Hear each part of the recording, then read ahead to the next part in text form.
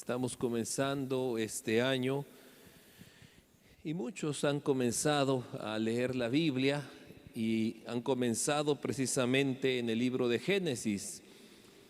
Cada que inicia el año muchos hacen esa promesa: vamos a leer la Biblia en un año y comencemos desde Génesis. He pensado, hermanos, que en toda la Biblia se nos habla de Jesucristo. Jesucristo es el centro de la Biblia. Jesucristo es el centro de la historia. Jesucristo es el centro de nuestra vida. Y desde Génesis hasta Apocalipsis, Jesucristo es el tema central de la Biblia. Por eso es que en algunos detalles la Biblia no nos lo habla, no nos lo muestra. Hay gente que dice: bueno, pero existieron los dinosaurios, ¿qué dice la Biblia? Y en la Biblia no va a encontrar nada de los dinosaurios, porque no tiene que ver con el tema central, que es la salvación del hombre, el tema central que es Jesucristo. Sobre Jesucristo escribió Moisés, escribieron los profetas, escribieron los evangelistas y los apóstoles. Y en el Antiguo Testamento, hermanos, Dios formó a la nación de Israel para preparar el escenario para la venida de su amado Hijo Jesucristo. Ya en el Nuevo Testamento, Jesucristo nace para salvar a la humanidad. De manera que el Antiguo Testamento es como la preparación para la venida de Cristo. Y el Nuevo Testamento nos muestra: todo se cumplió, ahora la salvación está disponible para todos. Si el Antiguo Testamento es la preparación para la venida de Jesucristo al mundo, podemos decir que el Nuevo Testamento es la manifestación de Jesucristo al mundo. Hoy, hermanos, vamos a comenzar una serie donde vamos a ver a Jesús en los libros de la Biblia. Jesucristo en los libros de la Biblia. Y cada martes vamos a ir tomando uno de los libros de la Biblia y vamos a ver dónde se muestra Jesucristo o dónde se revela a Jesús en ese libro. Cada libro hay muchas maneras que nos habla de Jesucristo, pero vamos a tomar una parte de Génesis, el próximo martes, primero Dios, de Éxodo, el próximo martes de Levítico, y vamos a encontrar a Jesucristo en todos los libros de la Biblia. Comenzamos pues hoy con el libro de Génesis. Génesis capítulo 1, versículo 1 y Génesis 1, 26. Vamos a leer estos dos versículos. Póngase de pie para que leamos juntos y pidamos al Señor que nos hable con su palabra en esta noche. Génesis 1:1 y Génesis 1:26 dice así: en el principio creó Dios los cielos y la tierra. Y dice el 26: entonces dijo Dios: hagamos al hombre a nuestra imagen, conforme a nuestra semejanza, y señoree en los peces del mar, en las aves de los cielos, en las bestias, en toda la tierra y en todo animal que se arrastra sobre la tierra. Padre bendito, Señor, ahora te pedimos que nos hables con tu palabra. Edifícanos con tu palabra, Señor. Que tu Espíritu Santo, Señor, nos revele a Jesucristo en toda tu palabra, Señor. Toca nuestros corazones, habla nuestras vidas, y que este año, Señor, crezcamos en el conocimiento tuyo, en el conocimiento de Jesucristo. En el nombre de Jesús te lo pedimos. Amén. Amén. Número 1. Jesús es el principio de todas las cosas. Jesús es el principio de todas las cosas. Y le voy a mostrar algo interesante, porque Génesis 1:1 dice: creó Dios. En el principio creó Dios. En los escritos originales del hebreo, dijéramos, en el idioma en que originalmente fue escrito este versículo, la palabra Dios está en plural. Tal vez no lo sabía, pero en el original es como si dijera: en el principio los dioses crearon los cielos y la tierra. Nosotros sabemos que solo hay un Dios, no hay muchos dioses. Pero en el original la palabra Dios está en plural. En español nosotros notamos esta diferencia hasta el versículo 26, cuando dice el versículo 26: dijo Dios, hagamos al hombre. Entonces dijo Dios, hagamos al hombre. Entonces aquí nos viene la pregunta: ¿por qué hagamos? Si se supone que era un Dios. ¿Por qué usa el plural y no el singular? ¿Por qué no dice haré al hombre? Dice hagamos al hombre. Porque Dios, hermanos, es en tres personas: el Padre, el Hijo y el Espíritu Santo. Los tres son uno. Por eso cuando dice en el principio creó Dios, está hablando ahí unidad en los tres. Jesús ya existía desde antes de la creación del mundo. No es que María allá en Belén dio a luz un Dios. No, Él ya existía desde antes de la creación del mundo, pero no se había revelado al hombre, no se había mostrado al hombre. De hecho, todo el Antiguo Testamento nos muestra indicios de la existencia de Jesús.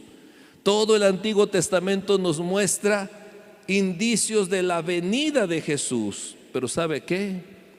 Todo el Antiguo Testamento Dios lo maneja como un secreto. Es un secreto que Dios fue revelando poco a poco, en cada uno de los libros del Antiguo Testamento, con los profetas y todo. Cada vez Dios iba mostrando un poquito más, un secreto que Dios había guardado y que fue revelando poco a poco, de manera que encontramos indicios de la existencia de Jesús e indicios de que Jesús vendría. Por ejemplo, al Padre lo vemos en Génesis 1:1. Dice ahí en Génesis 1:1: creó Dios los cielos y la tierra. Ahí está el Padre. Génesis 1:2 nos muestra al Espíritu Santo.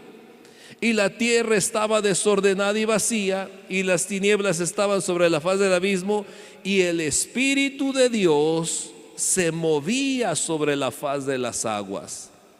Ya tenemos al Padre, ya tenemos al Espíritu Santo. ¿Y dónde está Jesús? A Jesús no se le muestra claramente aquí en este pasaje, porque recuerde que es un secreto que Dios iría revelando poco a poco a través del tiempo. Ahora nosotros, dijéramos, nos ha tocado vivir en el fin de los tiempos. Jesucristo ya vino, ya las profecías se cumplieron, de manera que nosotros ya no tenemos la venda. Podemos ver claramente cómo ha sido revelado Jesucristo. Ahora nosotros sabemos que Jesucristo estaba aquí en la creación del mundo, donde lo narra Génesis 1. ¿Y por qué decimos esto? El apóstol Juan escribió ahí en San Juan 1, del 1 al 3: en el principio era el Verbo, y el Verbo era con Dios, y el Verbo era Dios. Este era en el principio con Dios. Todas las cosas por Él fueron hechas, y sin Él nada de lo que ha sido hecho fue hecho. Y el versículo 14 dice: y aquel Verbo fue hecho carne y habitó entre nosotros, y vimos su gloria, gloria como del unigénito del Padre, lleno de gracia y de verdad. Esa palabra que dice en el principio era el Verbo, ¿cuál verbo? En el principio era la voz, en el principio era la palabra. Esa palabra que menciona aquí, que dice y aquel Verbo y aquella voz fue hecho carne, tomó forma humana. Esa palabra que dice Génesis 1:3, y dijo Dios, sea la luz, y fue la luz. Esa voz que se escuchó, sea la luz, y fue la luz, era Jesús. En el principio era el Verbo. Aquí no muestra y no dice que es Jesucristo, pero como a nosotros nos ha tocado vivir al final de los tiempos, leemos ahora en el Evangelio de Juan que dice, y aquella voz se hizo carne y habitó entre nosotros. Era Jesucristo. Jesucristo mismo dijo en San Juan 10:30, yo y el Padre uno somos. Yo y el Padre uno somos. De manera que cuando habla, ahí está Dios, ahí está el Padre, ahí también está Jesús. ¿Cómo es eso? Tal vez nuestra mente no logra comprenderlo, pero encontramos un pasaje en el que uno de los discípulos de Jesús, llamado Felipe, le pidió a Jesús, le dijo, bueno, si Jesús es el Hijo de Dios, pues tú estás aquí, tú eres su Hijo y ahí está el Padre. Oye, es Jesús, yo sé que tú eres su Hijo, muéstrame al Padre. Si es tu papá, mira, hasta puedes decirle que abra las nubes y quiero verlo. Muéstranos al Padre. Y mire qué contestó Jesús. Dice en San Juan 14 del 8 al 11. Felipe le dijo, Señor, muéstranos al Padre y nos basta. Jesús le dijo, tanto tiempo hace que estoy con vosotros y no me has conocido, Felipe. El que me ha visto a mí, ha visto al Padre. ¿Cómo pues dices tú, muéstranos el Padre? ¿No crees que yo soy en el Padre y el Padre en mí? Las palabras que yo os hablo, no las hablo por mi propia cuenta, sino que el Padre que mora en mí, Él hace las obras. Creedme que yo soy en el Padre y el Padre en mí. De otra manera, creedme por las mismas obras. Dice Jesús, no piensen que esta es una idea loca que se me ocurrió. Mira, el Padre Dios está aquí adentro de mí y yo estoy con Él. Es más, si piensas que es una idea loca, no creas lo que estoy diciendo, dice. Cree por lo que ves que hago. Y alguien que nace ciego de nacimiento, ni siquiera tiene ojos, tiene los agujeros. Y Jesús le hace ver. Y de repente Jesús camina sobre las aguas. ¿Quién ha caminado sobre las aguas? Nadie. Y una gran tormenta, y dice Jesús, calla, enmudece, y la creación obedece, se doblega ante Jesús y se calma todo. Por eso dice Jesús, mira, si no crees que yo soy el Padre y el Padre en mí, somos uno, pues cree por las obras que están pasando, lo que estoy haciendo. Colosenses 1 del 15 al 17 dice, Él es la imagen del Dios invisible, el primogénito de toda creación, porque en Él fueron creadas todas las cosas, las que hay en los cielos y las que hay en la tierra, visibles e invisibles, sean tronos, sean dominios, sean principados, sean potestades, todo fue creado por medio de Él y para Él. Y Él es antes de todas las cosas, y todas las cosas en Él subsisten. Mire qué claro está aquí. Él es la imagen del Dios invisible. Dios es espíritu y nuestros ojos no pueden ver un espíritu. Pero dice, ¿cómo puedes ver al Padre? Mira a Jesús. Él es la imagen del Dios invisible. Por eso le decía a Jesús, tanto tiempo estoy con ustedes y no me has conocido, Felipe. Yo soy el Padre y el Padre está conmigo y yo estoy con Él, somos uno. Mire este mismo versículo de Colosenses en la traducción en lenguaje actual, como que se entiende mejor y se saborea mejor. Léalo conmigo, Colosenses del 1, 15 al 17 en traducción en lenguaje actual. Dice, Cristo es el Hijo de Dios y existe desde antes de la creación del mundo. Él es la imagen del Dios que no podemos ver.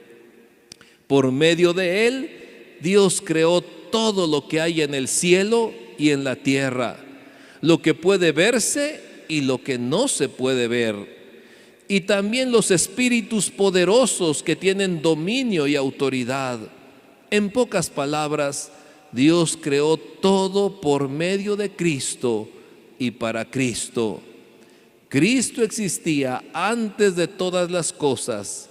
Por medio de Él, todo se mantiene en orden.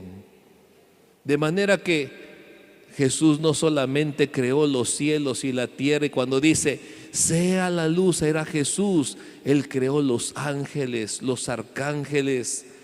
Todo fue creado por medio de Él, para Él. Y es más, el hecho de que cada mañana abramos los ojos y las plantas sigan funcionando es labor también de Cristo. Todo se mantiene en orden, todo sigue funcionando por medio de Cristo, gracias a Jesucristo. Por eso que estamos diciendo, Jesús es el principio de todas las cosas. Todo el universo sigue su curso gracias a Él. Todo subsiste por Él. Todo fue creado por Él y para Él, para su gloria. Número 2. Jesús es el Salvador del mundo. Jesús es el Salvador del mundo. Estamos hablando solo del libro de Génesis. ¿Qué nos muestra de Jesús el libro de Génesis? Bueno, la entrada de Jesús a la humanidad estuvo planeada desde antes del principio de los tiempos. Cuando Adán y Eva pecaron, Dios pudo haberlos destruido en un instante. Sin embargo, aunque ese pecado trajo maldición a sus vidas, trajo maldición a sus descendientes, trajo maldición sobre la tierra, el mundo entero, podemos ver la misericordia de Dios, hermanos, porque Dios ofreció una promesa que algún día un descendiente de Eva aplastaría a Satanás. Esa serpiente que tentó a Eva y que la hizo pecar, dijo Dios, mira, por causa del pecado hay maldición sobre el hombre, sobre la mujer, sobre el mundo, sobre todo el completo, pero no los voy a destruir. Al contrario, en vez de destruirlos, dijo Dios, les extiendo una promesa. Un descendiente de Eva destruirá a Satanás, aplastará la cabeza de Satanás. Génesis 3, 14 y 15 dice, y Jehová Dios dijo a la serpiente, por cuanto esto hiciste, maldita serás entre todas las bestias y entre todos los animales del campo. Sobre tu pecho andarás y polvo comerás todos los días de tu vida. Y pondré enemistad entre ti y la mujer, entre tu simiente y la simiente suya. Esta te herirá en la cabeza y tú le herirás en el calcañar. Nuevamente la traducción en lenguaje actual nos dice un poquito más claro el versículo 15. Léalo conmigo, dice, haré que tú y la mujer sean enemigas. Pondré enemistad entre sus descendientes y los descendientes tuyos. Un hijo suyo te aplastará la cabeza y tú le morderás el talón. Desde ahí ya Dios está diciendo una promesa y está mostrando algo. La serpiente iba a lastimar a ese hijo de Eva, le iba a morder el talón, pero el golpe de muerte, el golpe definitivo lo daría un hijo de Eva. Te aplastará la cabeza. Por esta promesa, hermanos, Eva creyó esta promesa y dijo, si todo estaba bonito ahí en el Edén, todo era paz, no había enfermedad, no había espinos, no había nada malo, todo por culpa de la serpiente, pero tengo esa promesa de Dios, un hijo mío. Y Eva pensó que su primer hijo derrotaría a Satanás. Eva pensó, bueno, pues si ya Dios dijo que un hijo mío, pues mi primogénito, mi primer hijo, este va a ser el que va a matar a Satanás. Dice Génesis 4:1, conoció Adán a su mujer Eva, la cual concibió y dio a luz a Caín, y dijo, por voluntad de Jehová he adquirido varón. Por voluntad de Dios, esta es la voluntad de Dios. Satanás va a ser destruido porque ya nació el hijo que va a matar a Satanás. ¿Se imaginan ustedes lo que sintió Eva al enterarse que ese hijo llamado Caín mató a su hermano Abel? Y dice en Génesis 4 del 9 al 11, y Jehová dijo a Caín, ¿dónde está Abel tu hermano? Y él respondió, no sé, ¿soy yo acaso guarda de mi hermano? Y él le dijo, ¿qué has hecho?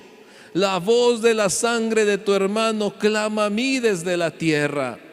Ahora pues, maldito seas tú de la tierra que abrió su boca para recibir de tu mano la sangre de tu hermano.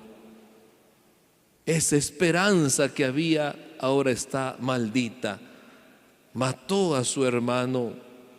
Hay mucho que podríamos hablar aquí, hermanos, y especificando quién fue el sustituto de Caín, el sustituto de Abel, pero déjenme decirle que a causa del tiempo vamos a dejar hasta aquí este punto. Solo podemos decir que Satanás se empeñó para que ese descendiente de Eva nunca llegara. Satanás se dio cuenta, mira, Caín lo hice también cometer pecado y él no me va a aplastar porque Dios lo maldijo. Entonces el plan de Satanás fue hacer que toda la descendencia de Eva fuera maldecida, toda la descendencia de Eva se fuera tras el pecado, se fuera tras la maldad. Y también su plan de Satanás fue que los pocos justos que se portaban bien, su plan era que no continúe la descendencia, que no puedan tener hijos, para que ese descendiente nunca llegue. Y así como la muerte llegó a través de Adán cuando él pecó, la Biblia nos cuenta que cuando Cristo vino, él trajo vida a la humanidad. Adán peca y todo el mundo cae bajo maldición. Satanás se empeña y dice, ahora voy a hacer que todo el mundo peque. Por eso les digo que hay muchos puntos que podríamos hablar más adelante acerca de por qué vino el diluvio. Ya Satanás se ve encargado de que todo el mundo pecara.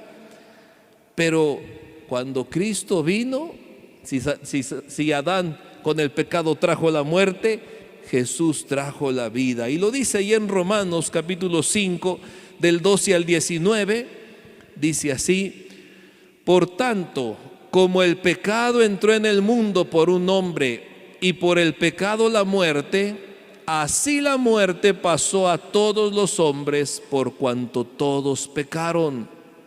Pues antes de la ley había pecado en el mundo, pero donde no hay ley no se inculpa de pecado. No obstante, reinó la muerte desde Adán hasta Moisés, aun en los que no pecaron a la manera de la transgresión de Adán, el cual es figura del que había de venir. Pero el don no fue como la transgresión, porque si por la transgresión de aquel uno murieron los muchos, abundaron mucho más para los muchos la gracia y el don de Dios, por la gracia de un hombre, Jesucristo. Y con el don no sucede como en el caso de aquel uno que pecó, porque ciertamente el juicio vino a causa de un solo pecado para condenación, pero el don vino a causa de muchas transgresiones para justificación.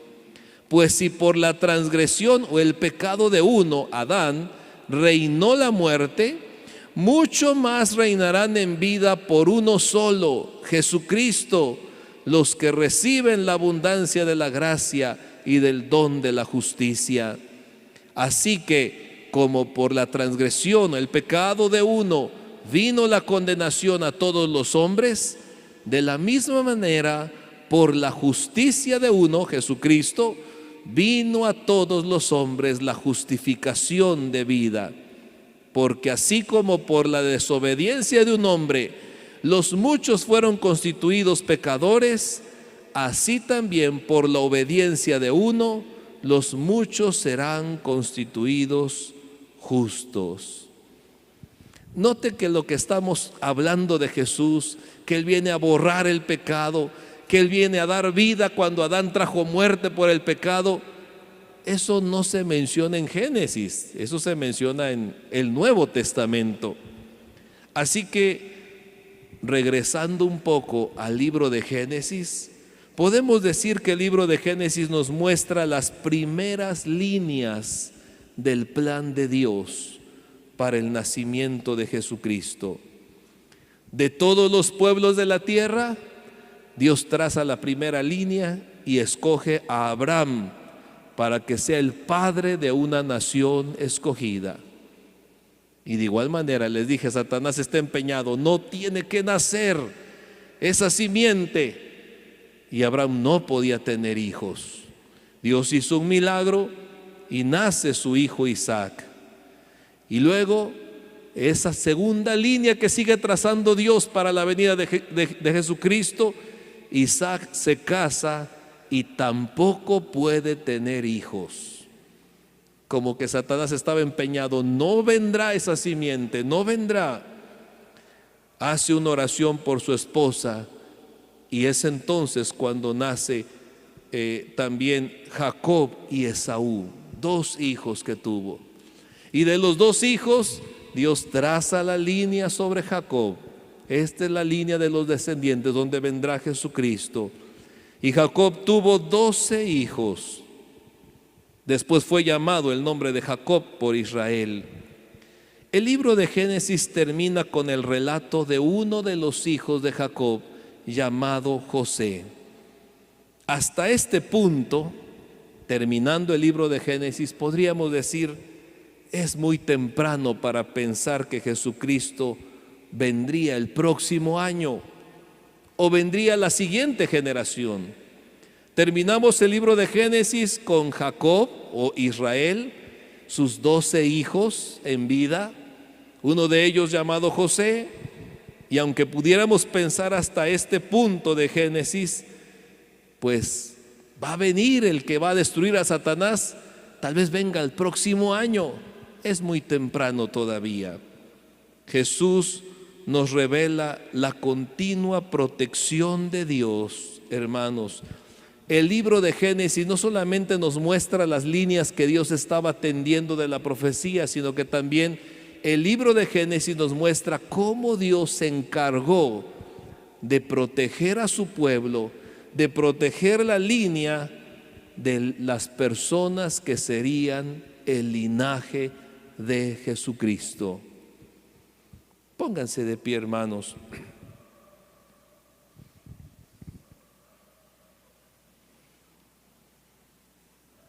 En conclusión del mensaje de hoy, y como le decía, hay mucho que hablar, pero el tiempo es corto y hoy solo vamos a ver Jesucristo en el libro de Génesis. En conclusión, imagínese que usted está viviendo en la época en que aún vive Jacob. Y usted puede ver, ahí está Jacob y ahí están sus 12 hijos. Sus 12 hijos están vivos todavía. Nosotros que estamos viviendo ya muchos años adelante, podemos decir esos hijos murieron y cada uno fue una de las tribus de Israel. Si nosotros viviéramos en ese entonces, cuando aún estaba vivo Jacob y sus 12 hijos, podríamos pensar tal vez, ¿será que el próximo año van a ser el que va a aplastar a la serpiente?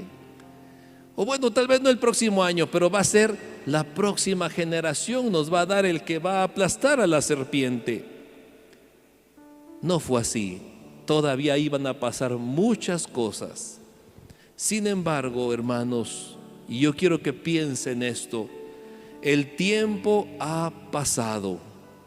Jesucristo ya vino.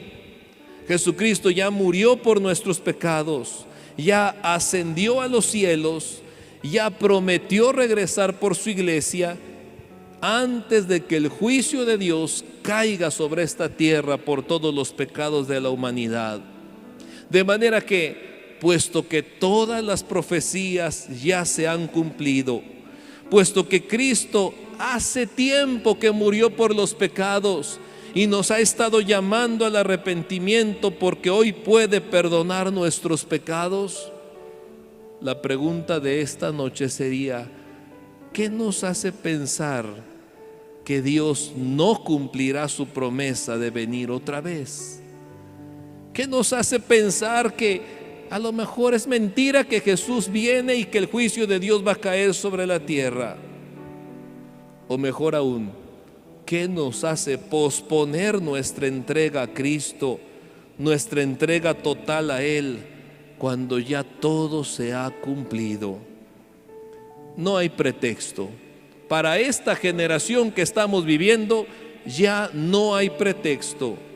Si Jesús viniera hoy por su iglesia, si Dios enviara el juicio a este mundo por sus pecados, no tendríamos pretexto de decir: es que no supe, es que no tenía la salvación cercana, es que nunca escuché de Jesucristo. No hay pretexto para no consagrarnos, no hay pretexto para no buscar a Dios. Miles de iglesias lo predican, hasta en el celular está la Biblia, en la televisión, en la radio, en folletos, la gente habla y habla de Jesucristo.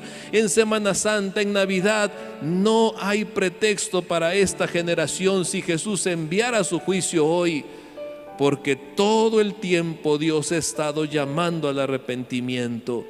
Y esta misma noche Dios dice: ven, hoy quiero perdonarte.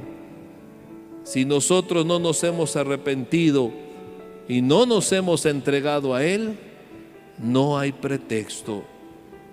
Leamos juntos Isaías 55, 6 y 7, que dice: buscad a Jehová mientras puede ser hallado, llamadle en tanto que está cercano. Deje el impío su camino y el hombre inicuo sus pensamientos, y vuélvase a Jehová, el cual tendrá de él misericordia, y al Dios nuestro, el cual será amplio en perdonar. Venga, hermano, venga, amigo que nos visita esta noche, arregle sus asuntos con Dios.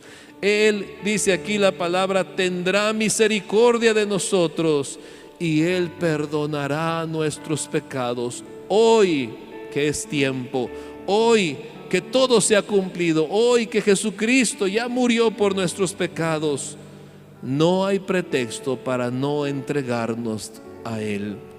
Cantemos este coro mientras se acercan, y vamos a orar también por los que vienen enfermos.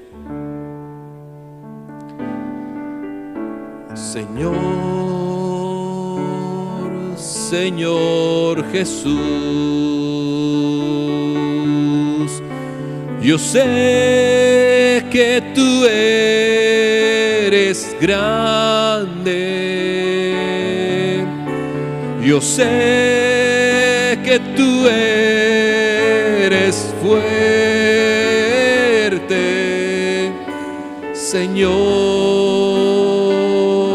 Señor Jesús. Gloria a ti, Señor. Gloria a ti yo daré gloria,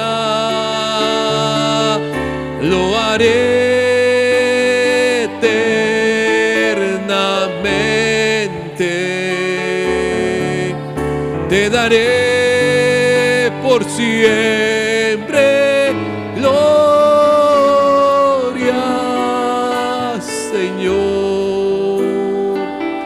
Señor Jesús. Padre bendito, Señor, sí, Padre bendito, gracias porque nos ha tocado vivir en el mejor tiempo, en el fin de los tiempos, Señor. Nosotros no estamos como estaban estos personajes que encontramos en Génesis. Ellos anhelaban al Salvador, ellos soñaban con ese que aplastaría la serpiente, ese descendiente de Eva. Hoy, Señor bendito, Padre, para esta generación no hay pretexto para no acercarse a ti. Tu mano de misericordia se ha extendido, Señor, y hoy perdonas todos nuestros pecados si nos acercamos a ti, si confesamos nuestros pecados. Dice tu palabra, eres fiel y justo para perdonarnos. Oh Padre bendito, gracias por el perdón, gracias por el Salvador, por el Creador todopoderoso.